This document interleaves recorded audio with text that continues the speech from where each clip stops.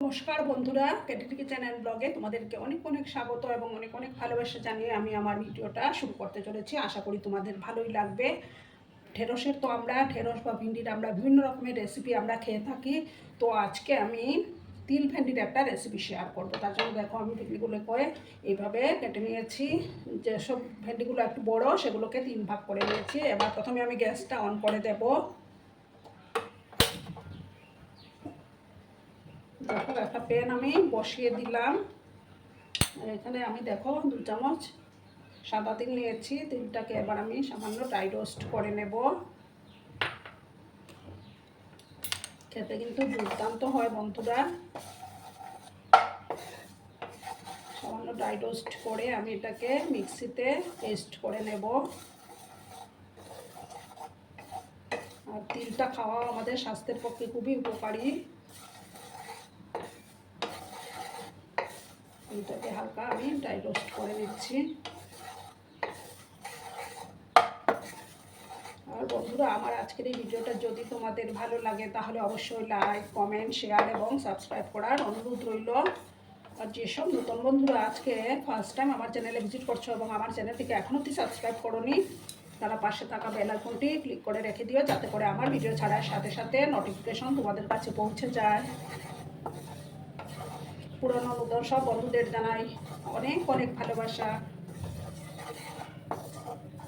আর একটু সময় ভাজার পর আমি এটা নামিয়ে নেব। নামিয়ে একটু ঠান্ডা করে তারপর আমি এটাকে গুঁড়ো করে নেব। এবার আমি বন্ধুরা এটা নামিয়ে নিচ্ছি। বাটির মধ্যে আমি নামিয়ে নেব। সমস্ত তিলটাকে আমি একটা বাটির মধ্যে নামিয়ে নিলাম। একটু ঠান্ডা হতে দেব। তেলটা আবার বসিয়ে দিলাম আমি। আর রান্নাটা আমি সরষের তেলেই করে নেব।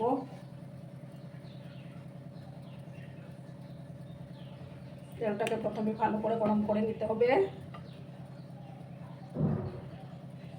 তেলের চারপাশে তেলটা আমি লাগিয়ে দিলাম। তেলটাকে গরম হতে হবে।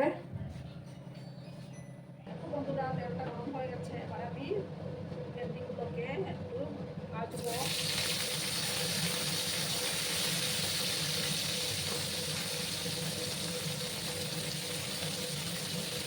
সমস্ত ভেন্ডিগুলো আমি দিয়ে দিলাম। ভালো করে আমি মিশিয়ে নেব।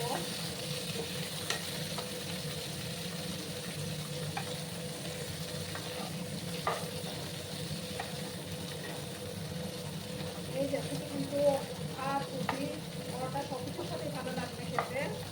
তোমরা বাড়িতে অবশ্যই একবার ট্রাই করো বন্ধুরা।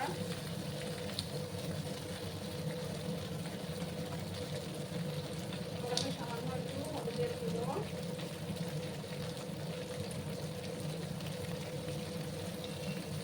সামান্য একটু লবণ আমি অ্যাড করে দেব।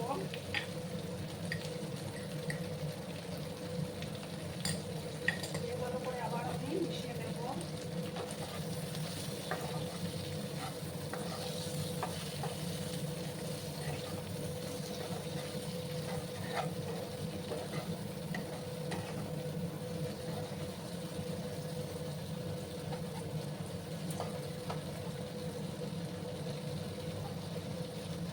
আমার তেলটাকে আমি ভাজ করে দেব। এদিকে দেখো, এই যে তিনটা একটা মিক্সিং জারের মধ্যে আমি নিয়ে নিলাম। আর নেব 4টা কাঁচা লঙ্কা। আর দেখো 4টা কাঁচা লঙ্কা আমি দিয়ে একটু জল দিয়ে এটার একটা মিহি পেস্ট আমি তৈরি করে নেব। আর এদিকে আমার ভিন্ডিটা ভাজা হতে থাক। একটু লাল করে আমি ভিন্ডিগুলোকে ভেজে নেব।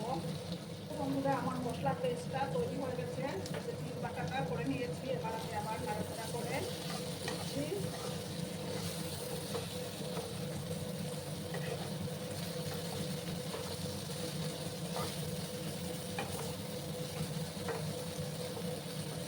আর একটু সময় আমি ভিন্ডিগুলোকে ভেজে নেব।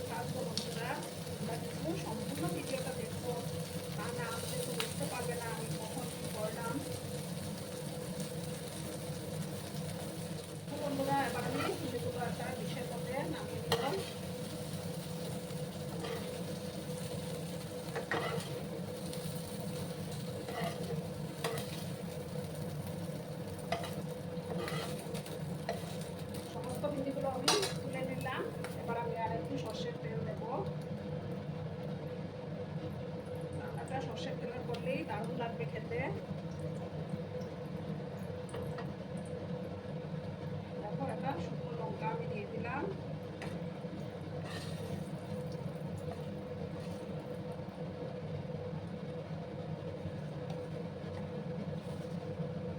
দেখো হাফ স্পুনের মতো কালো জিরে আমি দিলাম। ফোড়নটাকে একটু ভাজবো আমি। ফোড়নটা থেকে যখন একটা সুন্দর ফ্লেভার বেরোতে শুরু করবে তখন আমি এটার মধ্যে পেঁয়াজ কুচি দিয়ে দেবো। দুটো পেঁয়াজ কুচি করে রাখছিলাম, সেই পেঁয়াজ কুচিগুলো দিয়ে দিলাম। ভালো করে আবার নাড়াচাড়া করবো আমি।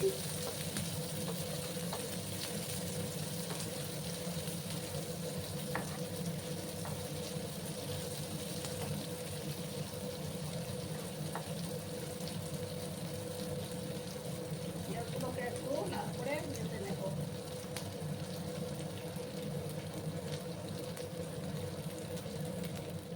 বন্ধুরা আবার আমি নাড়াচাড়া করে দিলাম। এবার আমি তিলটা বেটে রেখেছিলাম, সেই তিল বাটাটা এবার আমি দিয়ে দেবো। তিলটা দিয়ে পুরোটা দিয়ে করবো।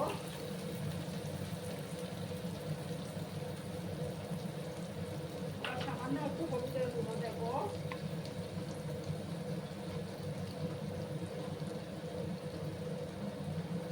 আর দেবো আমি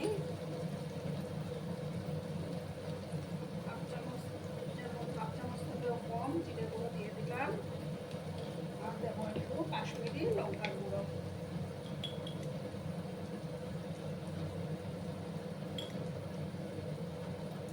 চামচটা ছোট, আমি বেশি ভর্তি করে দিইনি। ভালো করে কষিয়ে নেব। গ্যাসের আঁচটা কম করানো আছে।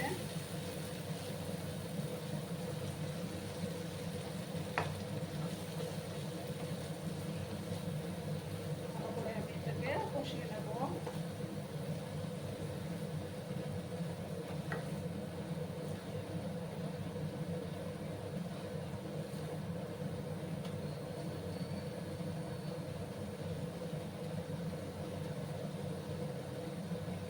সময় নিয়ে আমি এটাকে কষিয়ে নেব। যতক্ষণ না তেল ছাড়তে শুরু করেছে ততক্ষণ কষিয়ে যেতে হবে।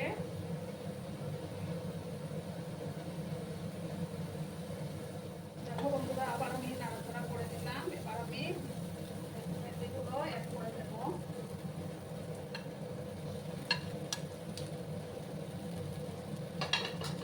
ভালো করে মিক্স করবো।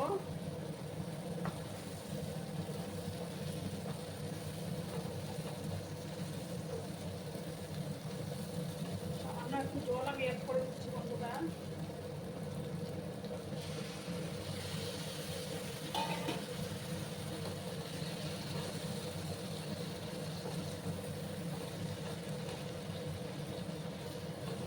আমি পরিমাণ মতো লবণটা অ্যাড করবো।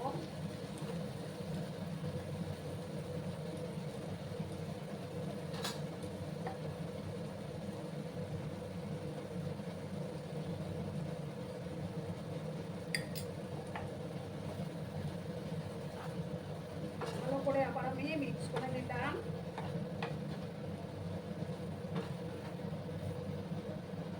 দেখো বন্ধুরা কালারটা কত সুন্দর এসছে।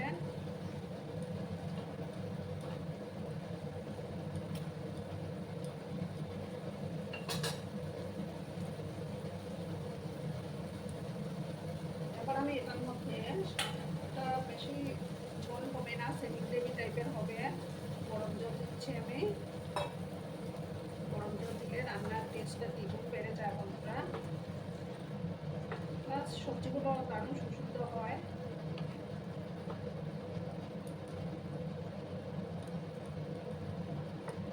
এবার আমি এটাকে ঢাকা চাপা দিয়ে 5 মিনিটের মতো রান্না করে নেব।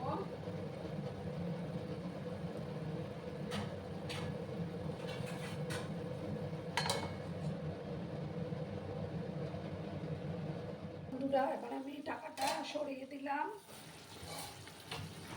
এবার নাড়াচাড়া করে দিলাম।